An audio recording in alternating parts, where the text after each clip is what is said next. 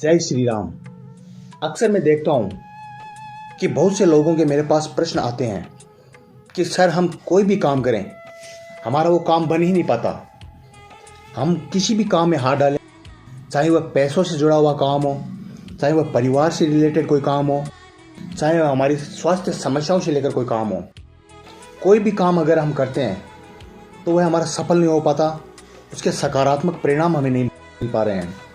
तो ऐसा क्या है हमारी लाइफ में या हमारे जीवन में ऐसा क्या हो रहा है कि हम वो काम कर ही नहीं पा रहे हैं और हमें सफलता नहीं मिल पा रही। तो मैं आज आपको ज्योतिष में कुछ अद्भुत उपाय बता रहा हूँ। वह बहुत ही सकारात्मक और शानदार उपाय है और निश्चित रूप से मैं जो आपको उपाय बता रहा हूँ वह प्रभावशाली उपाय है। अब आप पूछोगे कि ज्योतिष में ऐसा क्या उपाय है तो इतना प्रभावशाली है और इस उपाय से क्या वाकई में हमें रिलीफ मिलेगी? तो जी हाँ, अगर आप यह उपाय करेंगे तो निश्चित रूप से अगर आपके लाइफ में या आपके जीवन में कोई भी नकारात्मक एनर्जी है या नकारात्मक ऊर्जा आपको प्रभावित कर रही है तो निश्चित रूप से उस नकारात्मक ऊर्जा से आपको छुटकारा मिलेगा। और जाहिर सी बात है, अगर नकारात्मक ऊर्जा आपके जीवन में रहेगी नहीं, आपकी लाइफ में रहेगी नहीं, आपके घर में रहेगी नहीं, तो निश्चित रूप से आप जिस भी कार्य में हाथ डालोगे उस कार्य में आपको सफलता मिलेगी और आप निश्चित रूप से अपनी लाइफ में सफल होगे। अब आप पूछोगे कि वह उपाय क्या है? बहुत ही साधारण सा उपाय है। आपको मैं से दो छोटे छोटे उपाय बता रहा हूँ।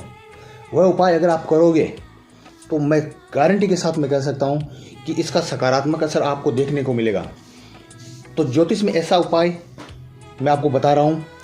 आपको करना क्या है, आपको शनिवार के दिन किसी कांसे के बर्तन में सरसों का तेल डालकर उसमें अपना मुख देखना है। ध्यान रखें, जो बर्तन है वो तांबे, पीतल, स्टील या लोहे का होना नहीं चाहिए, वो सिर्फ कांसे का बर्तन होना चाहिए।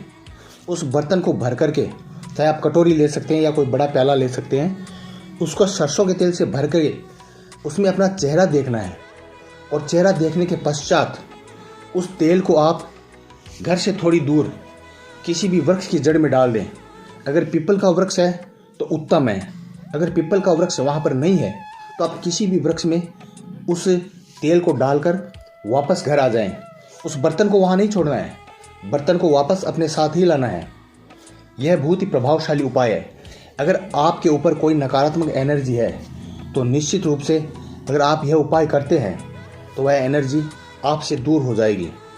और जो दूसरा और प्रभावशाली उपाय मैं आपको बता रहा हूँ वह साधारण और सिंपल है। उस उपाय के लिए आपको क्या करना होगा, आपके घर में आपकी पहनी हुई कोई भी चप्पल है या जूते हैं, कोई भी जो आप पहन के छोड़ दिए, जिसको आप अभी पहन नहीं रहे, उसको आपको क्या करना है, शनिवार के दिन आपको वह जूता या चप्पल पहनकर रात्रि के समय 7 से 11 बजे के बीच में घर के पास या घर से दूर कहीं पर भी जो चौराहा होता है, जहाँ पर 4 रास्ते एक साथ निकलते हैं, उसको चौराहा बोला जाता है। उस चौराहे पर आप वह जूता या चप्पल खोल कर आ जाएं।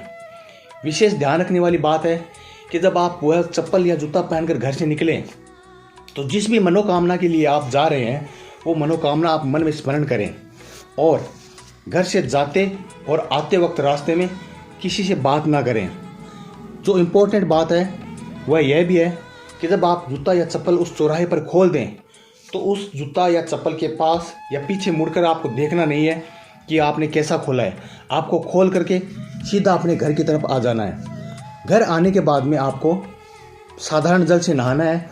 उस जल में आपको समुद्री नमक अगर आपके पास में मिल जाए तो वो 1 चम्मच डाल देना, नहीं तो जो साधारण नमक आपके घर में होता है जो सब्जी में डालते हैं, उस नमक की 1 चम्मच उस पानी की बाल्टी में डालकर आपको नहाना है। आप देखोगे कुछ दिन बाद में वो जो नेगेटिव एनर्जी आपके ऊपर हावी थी वो धीरे धीरे उतर जाएगी और आप जो काम करोगे उसमें निश्चित रूप से आप सफलता हासिल करोगे और जो आपने काम सोचा है वो काम भी आपका निश्चित रूप से पूर्ण होगा। दोस्तों, मैं एक बात आपको कहना चाहता हूँ कि भाग्य बदलने के लिए ईश्वर का साथ बहुत ज़रूरी है, लेकिन ईश्वर उसी का साथ देते हैं जो मेहनत करता है। मेहनत अगर आप नहीं करोगे तो भाग्य आपका साथ नहीं देगा। तो निश्चित रूप से मेहनत के साथ साथ में इंसान का भाग्य का होना भी बहुत ज़रूरी है।